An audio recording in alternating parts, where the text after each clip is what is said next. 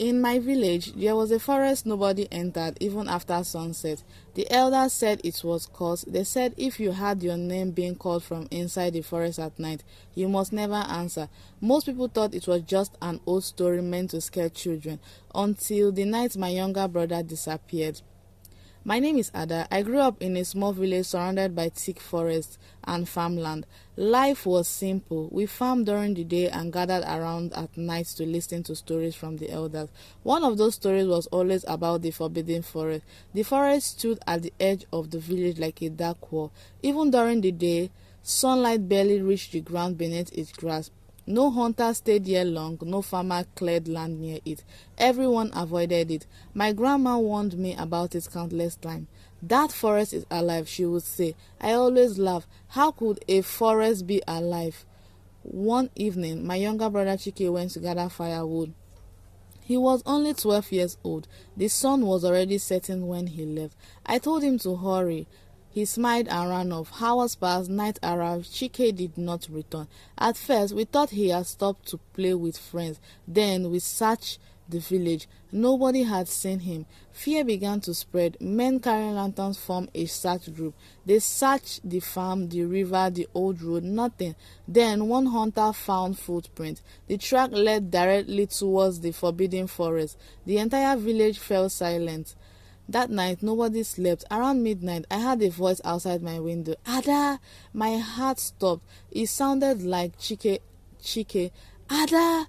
I rushed to the window. Standing in the darkness was my brother. Relief flooded my body. I almost opened the door. Then I noticed something. His eyes. They were completely black. No white, no pupils, just darkness. He smiled. The smile stretched unnaturally wide. A cold chill ran through my spine. Grandmother's warning. Before I could move, my grandmother grabbed my arm. Her face turned pale. Don't go outside. But that is Chike. But that is Chike. No, she shook her head. Whosoever is standing there is not your brother. Outside, the figure continued smiling.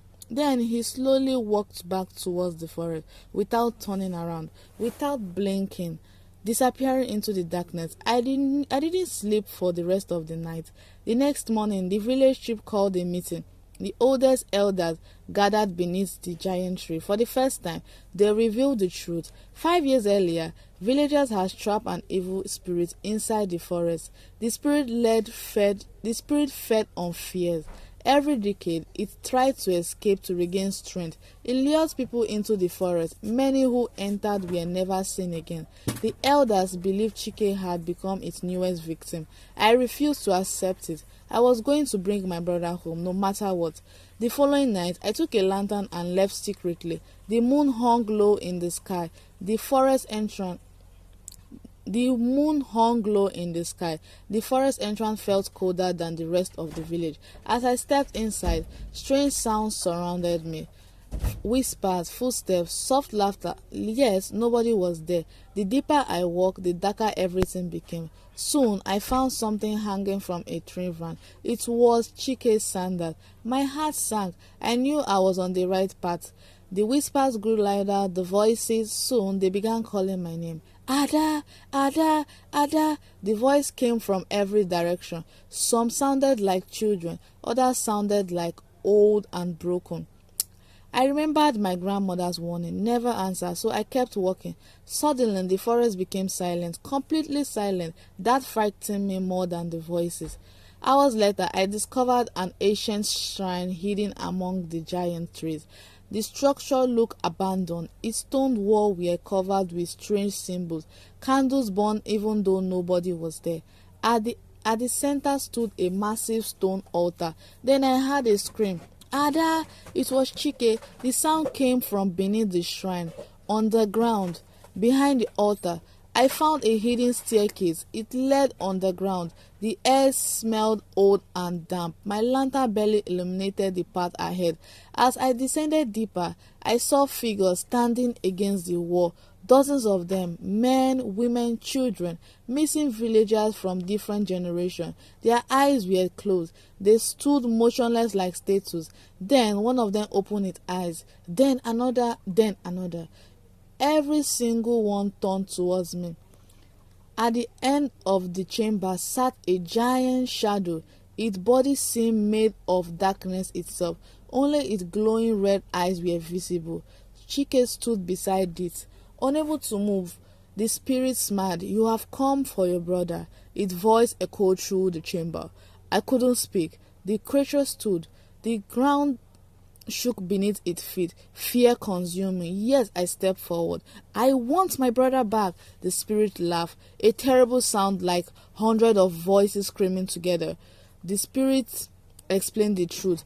It could only survive if people feared it. Every victim became part of its power. If I wanted Chike back, I had to take his place, one soul for another. The chamber fell silent. I looked at my brother. Tears filled my eyes. For a moment, I considered it. Then I remembered something my grandma once said. Evil survive when people surrender to fear. I raised my lantern. The spirit recalled. For the first time, it looked afraid. The flame wasn't ordinary. My grandma had secretly blessed it before I left. The light grew brighter. The shadow began retreating. The trapped villager woke up from their trance. The spirits roared in anger. Darkness exploded through the chamber. The voice cracked. The ground trembled, but I kept moving forward, step by step, holding the lantern high. The lantern struck the spirit directly. Its body began breaking apart. Pieces of darkness dissolved in smoke. The creature screamed, then vanished. The underground chamber started collapsing. I grabbed Chike by the hand. Then the villager ran toward the staircase. Everyone fought to escape. Stone fell around us. Dust filled the air. At the last moment, we reached the surface behind us. The shrine collapsed completely. The forest became silent. For the first time in decades, the forest became silent for the first time in decades. Weeks passed. Life slowly returned to normal. The missing villager reunited with their family. The curse appeared broken. Everyone celebrated, but one night, while lying in the bed, I heard something outside my window. A whisper, soft, almost impossible to hear.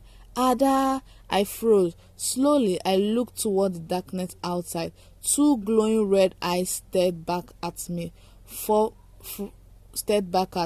from beyond the trees and then disappeared. Maybe the spirit was gone, or maybe it was waiting.